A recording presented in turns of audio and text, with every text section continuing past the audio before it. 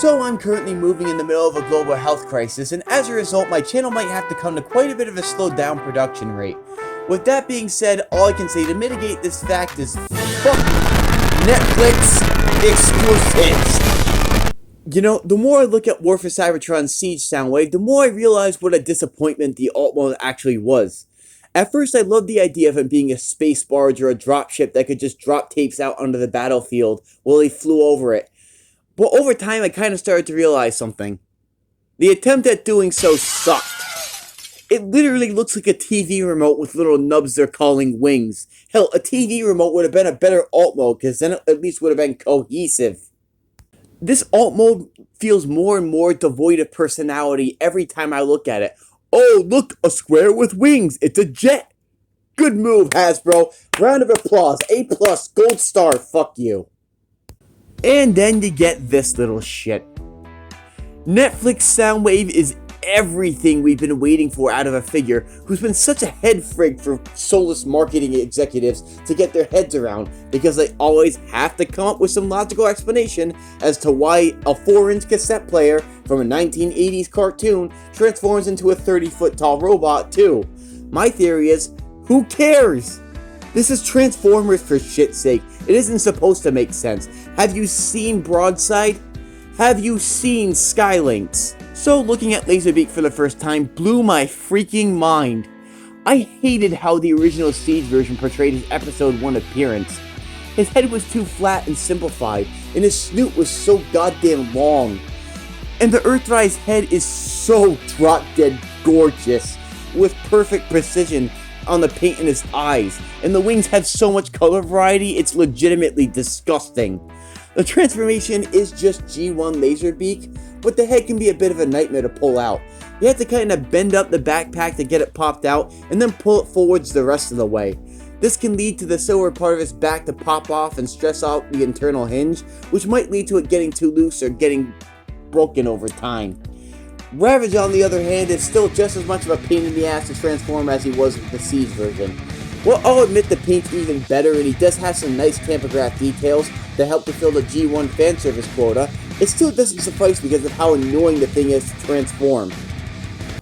But then you have the main event Soundwave, and I had to say it sure is a decent box. A decent box with a lot of idiotic problems. The arms of the figure are just kind of displayed in the back because of the clearance they needed to make way for his way too wide split with the backwards arm fling that is his transformation scheme. But the masterpiece couldn't even perfect it, so I'm not going to hold it against a $40 average retail figure. This thing has a gorgeous tape deck mode, proudly displaying the Decepticon logo front and center at the tape deck, along with the yellow painted frame around the outside. This is one of those small G1 details that I am such a simp for.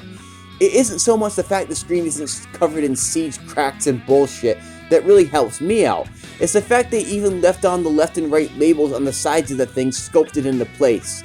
Following the tradition of a good portion of the Siege line, all of the stickered and tampograph details are applied through gorgeous paint and tampographs that are refined and so sharp and clear.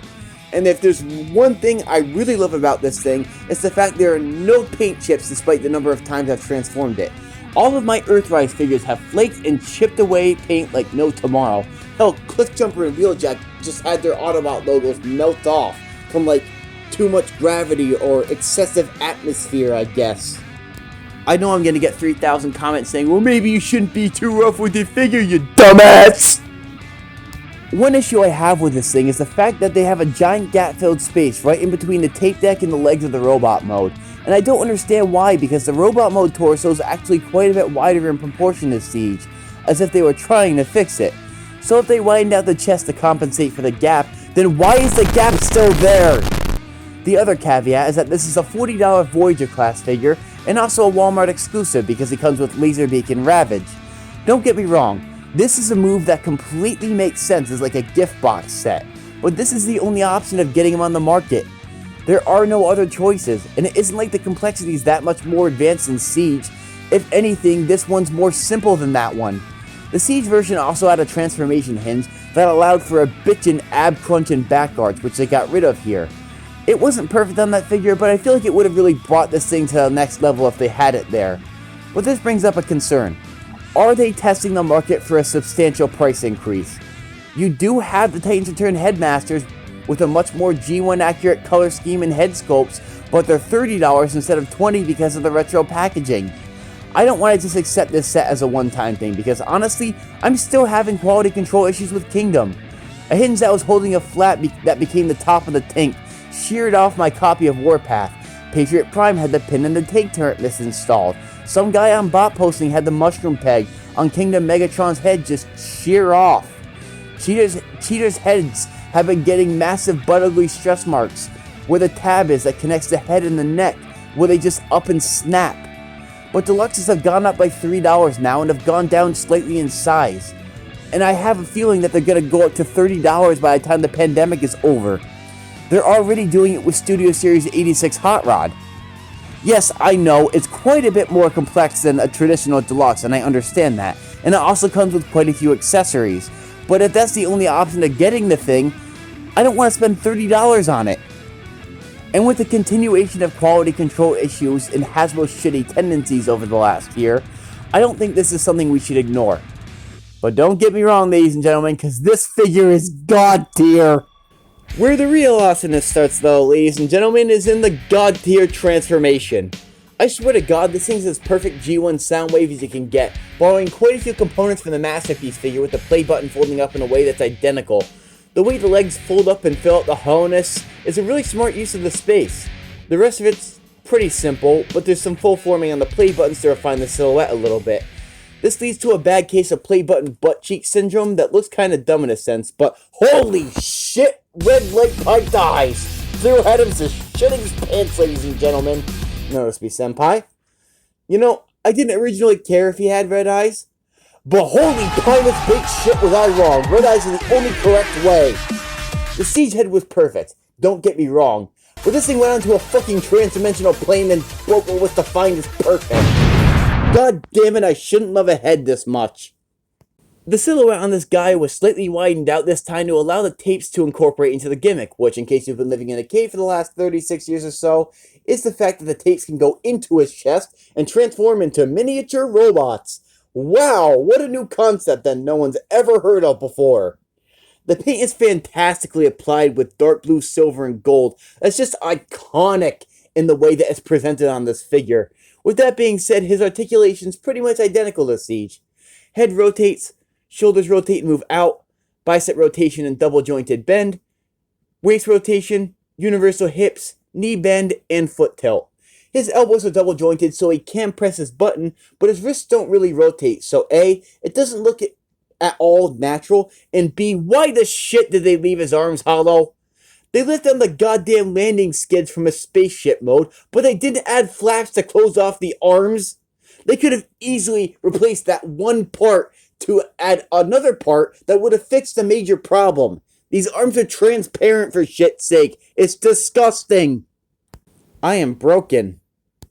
The shoulders also have what I really wouldn't really consider to be a problem, but kind of an annoying part to them. They have this super tight detent that causes some of the animation in the shoulders to look choppy and rushed because they can't move naturally like they should. The only difference that you can have between one placement of the shoulder and the next is from here to here, so it doesn't really flow the way it should. The detents for Laserbeak don't really hold him like Siege because the tabs are way too small or Laserbeak's feet are way too big. It sounds like nitpicking, but these QC issues add up over time. The tabs on the play button of the tape deck mode refuse to tab in correctly, so I literally sheared them off on purpose out of sheer rage for that one issue plaguing me, because I'd rather have them flop around than not be able to close out the fucking alt mode.